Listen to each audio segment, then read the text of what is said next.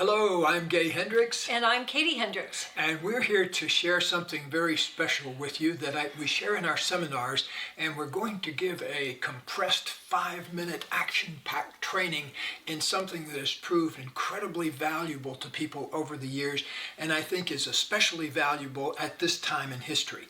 So Katie teaches this, and so I'm going to toss things over to her and let her get going with it. All right, and I'd like to start by sharing with you a couple of questions. Do you find yourself worrying about things that you really don't have any control over? And do you also have trouble letting go of things that have a big impact on you, like other people's responses and other people's feelings? That's where we came up with something we call sorting the two files. And I want to just toss this over to you again for the origin of the whole process.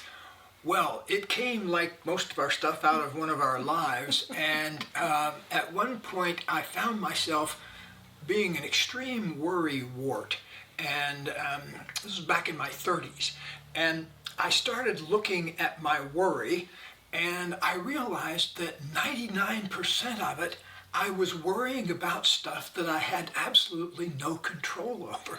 And that stunned me at the time.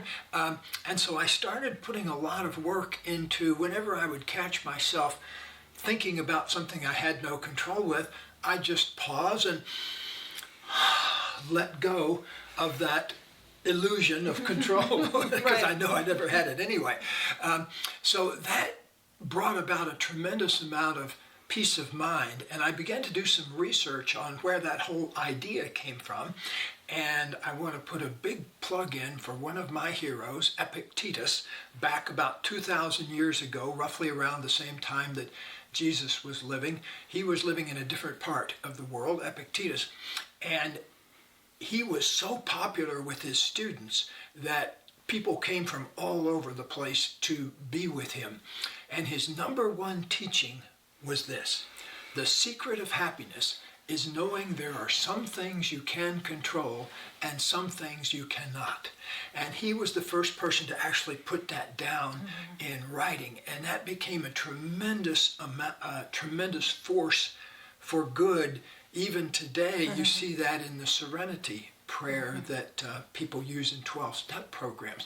So it's an incredibly powerful idea.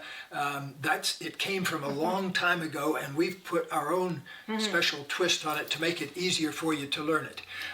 The value of learning it is immense because it does bring about not only peace of mind, but peace of body. That if you do it the way Katie shows you how to do it, you'll actually have a felt experience of a less stressful, more easeful feeling in your body as you gradually let go of trying to control all those things that you don't have any control over anyway. And also, you'll be much more effective. So as you're beginning to learn this, I'd like to suggest that you actually use props, as we have. We have here a file that says things you can control or change, and another file that says things you cannot change or control. And what I want to invite you to do is to take some Post-its or just some paper, and I'd like you to write down the kinds of things that have been coming up for you a lot. Like, one of the things that came up for me years ago was my weight. I would worry about my weight a lot. And that's something I'm going to use as an example. So it could be other people's feelings. It could be other people's responses to you. What else were you thinking of? Well, I was thinking about things you can control. Well, I would just want them to make a list first Well, of the things that they worry about. Oh, okay. Yeah, so I think probably a lot of people's worry is about how other people feel about them or think about them, Yes. or what other people's opinion of What them. other people's opinion is of you, so write that one down.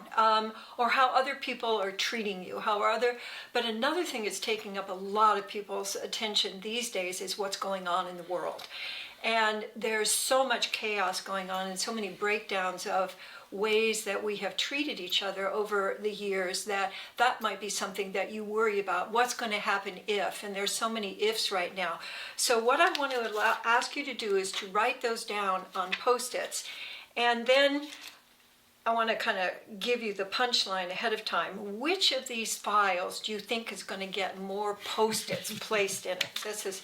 So I'm going to, how I used to think about this was, well, I would think about it all the time about, well, if I eat this now, I can't eat it tomorrow because I've used up all of my calories for today, but I really like that. So maybe if I, so I'd be, and meanwhile, I'm going to just place this right now. This belongs in the file, things I cannot change or control. So here's one of the punchlines. If you're putting your attention on things you cannot change or control, you're depriving energy and choice and action from the things you actually can change and control. And when I started focusing on what about my weight can I change or control, I came up with something called what I put in my mouth. So that is something that I actually can choose or change or control. And so that one belongs in this file. So one of the things that I found really helpful was simply writing them all down, getting it out of my mind, putting them on Post-its, and then taking some time to, is this something I actually could change or control? And if it was, we would say to people with regard to their weight, well, if you can change your weight, just gain 5 pounds right now. Go ahead. And then they began to see, oh, wait a minute, maybe there is something that I can't control about this. And then you can focus on, okay, what about this can I control? And here are some of the things we've come up with. I can control my actions. I can't change my reaction, like if I get scared or I get mad, but I can control my response to what is happening. So I can learn how to focus on making new choices, creating new friends, sending in postcards to people, calling my senators.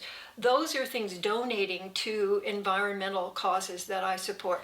Those are things I can change and control. And one of the big outcomes I realized is that I got so much more easeful and so much less worried about life in general, and I could put my attention on, what about this can I change or control? And where it also shows up is a lot in relationships, spending all of my time trying to get my partner to do something different rather than thinking, what about this can I change or control? And I remember the freedom of really realizing there's really nothing about gay that I can change or control. But what I can do is appreciate. I can focus on appreciating and finding new ways to appreciate you.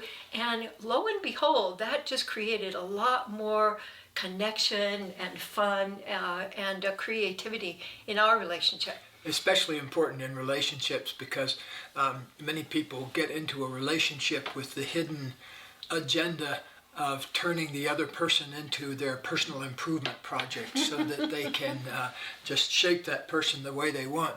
So a lot of the things that we struggle with in life absolutely disappear once you get better at putting things in the right file. And one good way you can get started is just notice the next time you find yourself worrying about something, just drop in a quick question like, is this something I can change or control or something I have no control over? And you'll probably find, like we did, that your cannot control file gets bigger and bigger and bigger as you get happier and happier and happier. So thanks a lot and enjoy. Let us know what you discover.